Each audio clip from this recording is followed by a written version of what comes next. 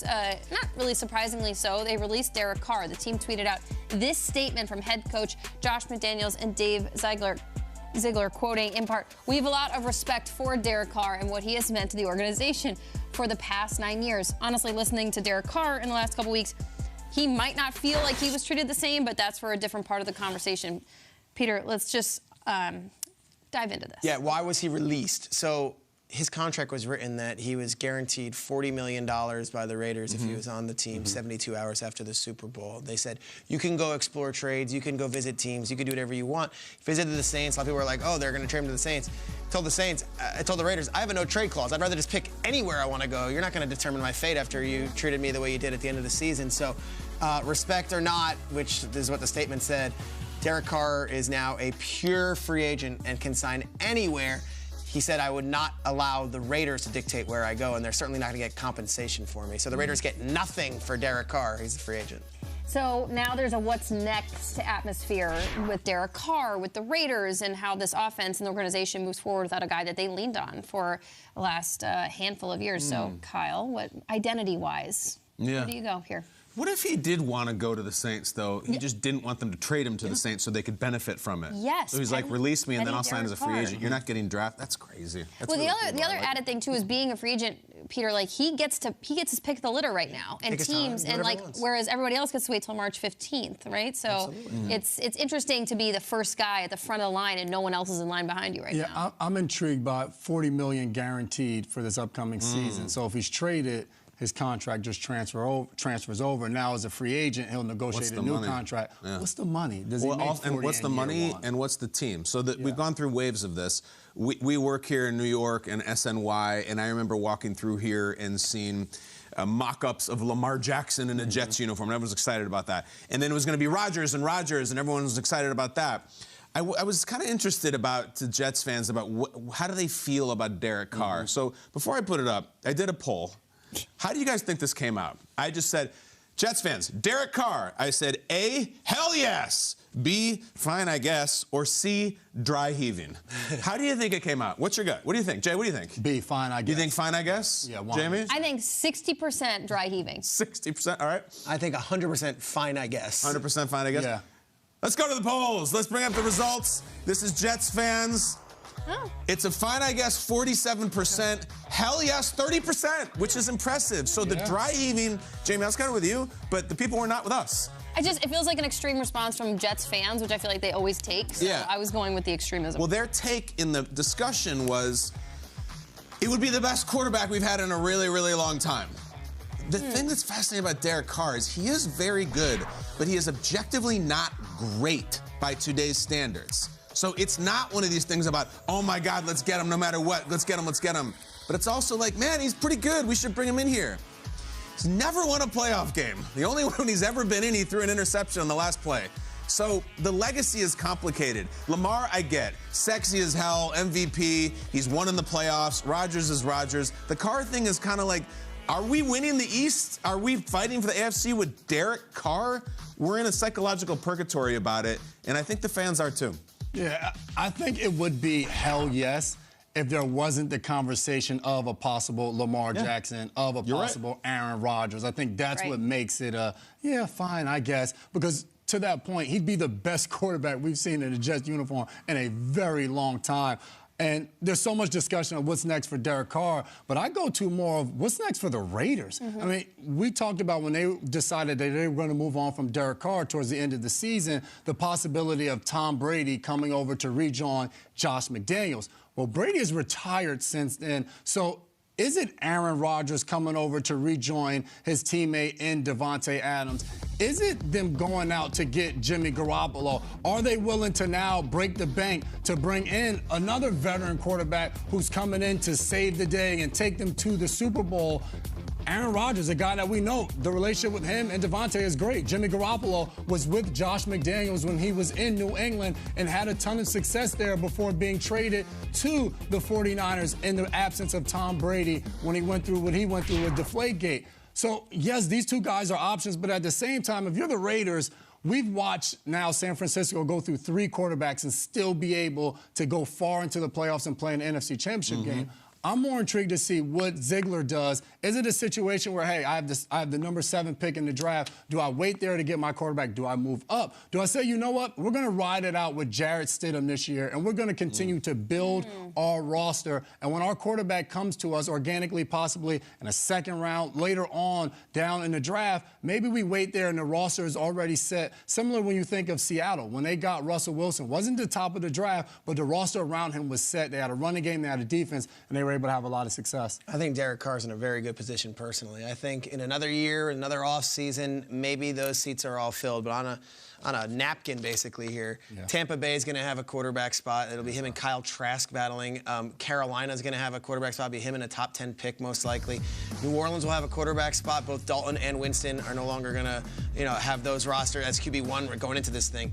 Washington, I mean, is Sam Howell the hands-down guy in Washington? Is Tyler Heineke coming back? Keep going. The Jets, if they do, not get it. So I look at him, I think this is a great position. That's why you say, let's explore free agency. Maybe he doesn't make $40 million, but if he makes 35 and he could pick and be a number 1 quarterback and have his choice where he is. I said the Miami Dolphins yesterday, got crushed for it by Dolphins fans. I'll just say this. I think the Dolphins, when they come out and say we're going to explore a veteran quarterback, they're not talking about exploring for Case Keenum or for Colt McCoy. They're exploring an actual competition for Tua and maybe a fallback plan if Tua can't go. So I think the Dolphins are a possibility still. Derek Carr's in a very good position here, but he's going to have to probably play second fiddle to whatever happens after this 4-day darkness retreat from Rodgers. I think Rodgers holds the keys right now on all these teams, and I don't think Rodgers makes sense for a lot of them. I don't think Rodgers is going to be a New Orleans Saint, okay? I don't think Rodgers is going to be a Carolina Panther. I don't see him as a Washington Commander, but if you're the Jets, if you're the Raiders, you're certainly waiting on not the Raiders, but if you're the Jets, you're certainly waiting and seeing how realistic the Aaron Rodgers thing is before you're signing Derek Carr, I think. I think you want to at least see, is there a way? Is there a chance? I think Aaron Rodgers is far superior to Derek Carr at this moment, even though he's older, even though he had, they had similar seasons stat-wise, maybe, if you want to say. Everybody's doing an eye, and yesterday Rodgers on McAfee, and his final comment was about Lambeau, 18 years, it'll always be home.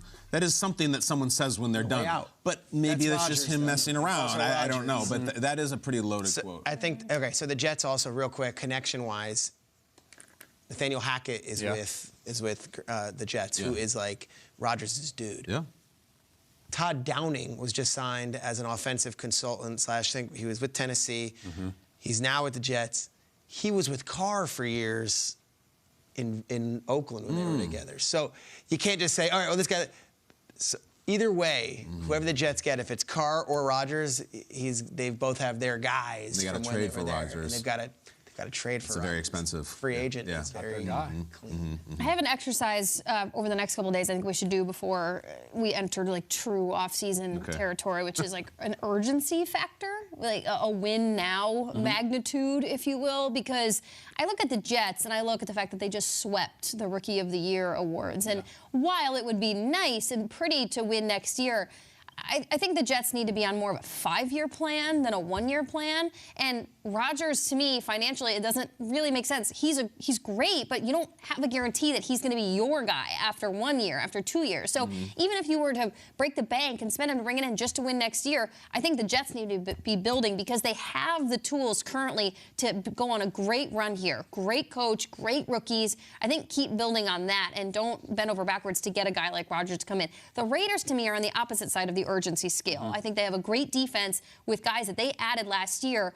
Josh Jacobs is about to hopefully sign a new deal there. He'll be on his second contract.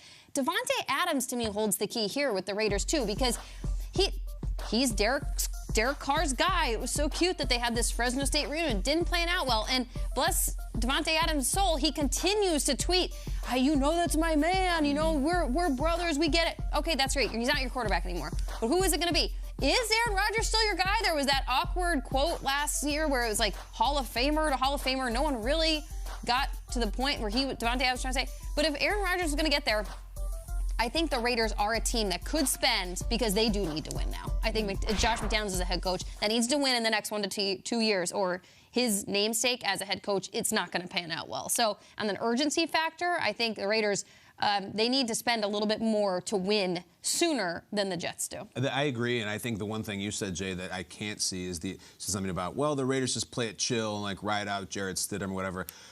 I just don't think the ownership will do that. I don't think the optics there. The Super Bowl is coming to Las Vegas. They care about optics. They care about winning. McDaniels needs a winning season. I think they have to do something bold, especially with Carr leaving and kind of, I don't know, depantsing them as he walks out. You know, like in the headlines, like, you need to strike back. Like, the autumn wind is a Raider. Like, let's see something. You made a really big point, though.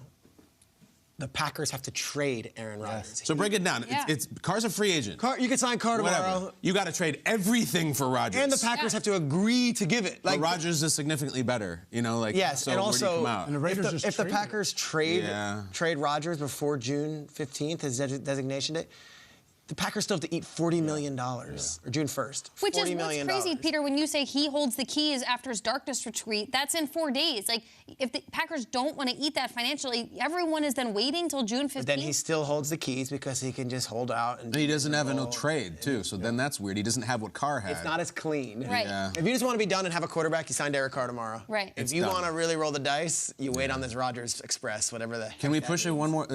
Give us a state of Lamar. What's going on? It's so mysterious. Good reporting from Ian Rappaport earlier in the week and Sunday, just that the thought now is he will be franchise tagged, but the question is, franchise tagged and then they hold on to him, or franchise tagged and then traded? But the hiring of Todd Monken is interesting. College OC with Georgia, but of course had a long NFL career before that. We haven't heard from Lamar himself. If you're franchise he was not out there Super Bowl. Like, every quarterback's out there. Lamar was not there. Yeah. Which, I mean, he dealt with an injury. Like, I have no reason to be. And he's on the brink of getting paid. I have no reason to be there to be paid. Guys go to the Super Bowl to make money. If you get franchise tag and you're Lamar, you don't show up to camp, right? I wouldn't. Why would you? Like that? Then Give me my $200 million. Then it's a mess. What are we waiting for?